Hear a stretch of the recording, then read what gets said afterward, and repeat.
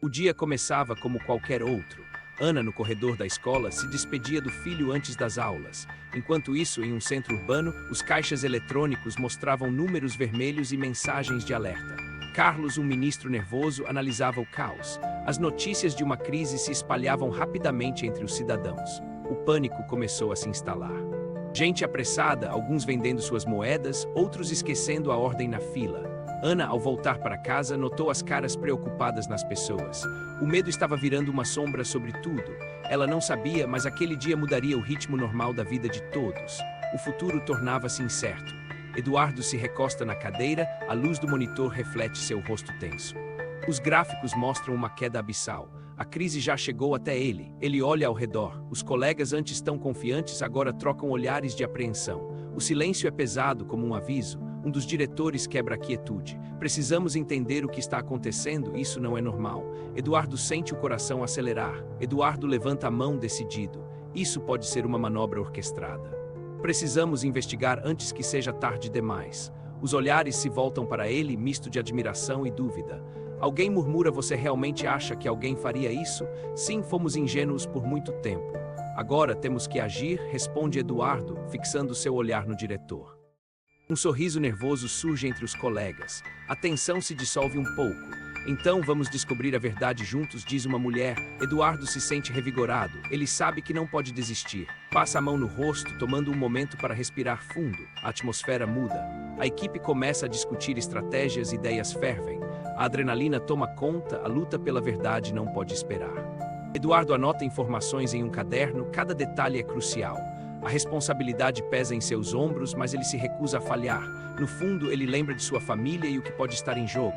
A crise não afeta apenas números, mas vidas como a de Ana e seu filho. Com um novo propósito, Eduardo se levanta. Vamos fazer isso por eles, ele afirma. O grupo acena em concordância, a luta começa. O silêncio no escritório era palpável. Cada um deles sentia o peso da situação, mas Eduardo não hesitava. Ele projetou seu olhar sobre os rostos conhecidos. Precisamos olhar mais de perto para os números, disse ele com firmeza. Que números? Perguntou Clara, hesitante, mas curiosa. A dúvida pairava no ar. Eduardo abriu um gráfico de queda abrupta na tela. Olhem, essa queda não é normal. O choque nas faces era evidente. Os murmúrios começaram. E se for um ataque, um golpe? Sugeriu Lucas com os olhos arregalados. Precisamos investigar, insistiu Eduardo, sua voz se elevando. Não podemos permitir que isso avance sem resposta. Um a um os membros do grupo foram assentindo. A energia mudava. Estavam prontos para agir.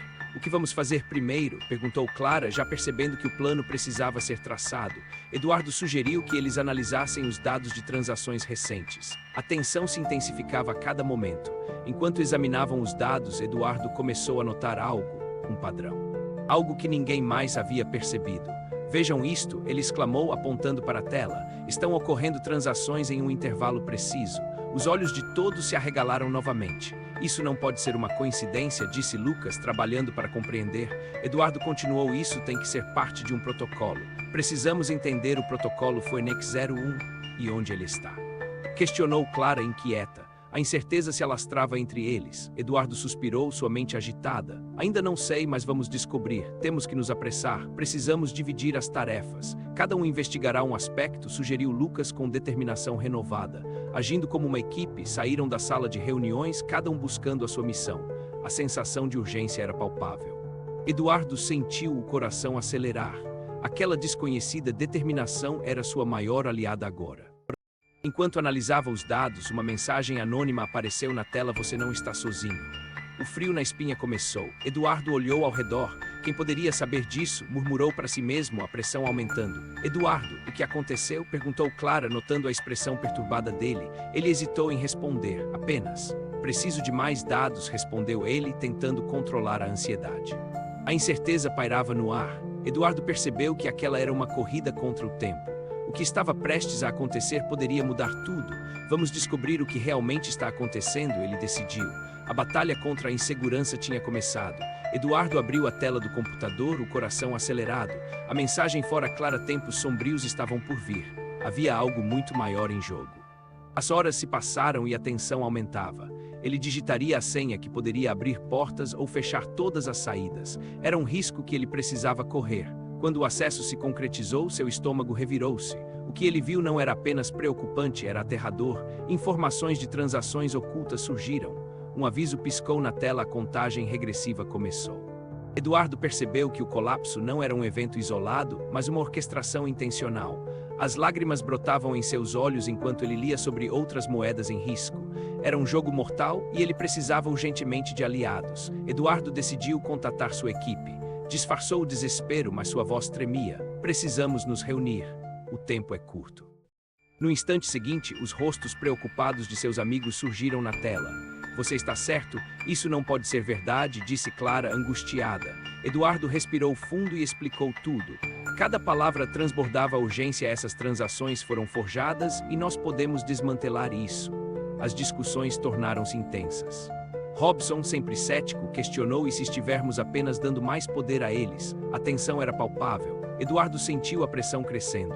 Era a escolha entre a segurança ou a luta pela verdade. A responsabilidade pesava em seus ombros. Finalmente, Clara quebrou o silêncio: estamos nessa juntos, não é? A força da união começou a se formar, mesmo com a incerteza à frente. E assim, mesmo com incertezas, eles se prepararam para agir. O verdadeiro jogo começava. O que estava em risco agora era muito mais do que dinheiro. Eduardo sentiu o peso da mensagem em suas mãos. Lívia, seu passado, e agora um aviso distante. O que ela queria dizer? A sala estava tensa, os rostos de sua equipe refletiam a incerteza. O mercado tremia e eles precisavam de um plano urgente. Eduardo respirou fundo. Precisamos unir forças. O que significa essa mensagem? O sistema está prestes a mudar. Cada um começou a compartilhar suas ideias. Uns sugeriam agir rápido, outros queriam esperar. A divisão era mais clara do que nunca. A imagem do pássaro em chamas ainda queimava na mente de Eduardo. Era um símbolo mais de que mudança ou destruição. No auge da tensão, ele decidiu. A escolha não era clara, mas precisava ser feita. O futuro dependia de sua coragem.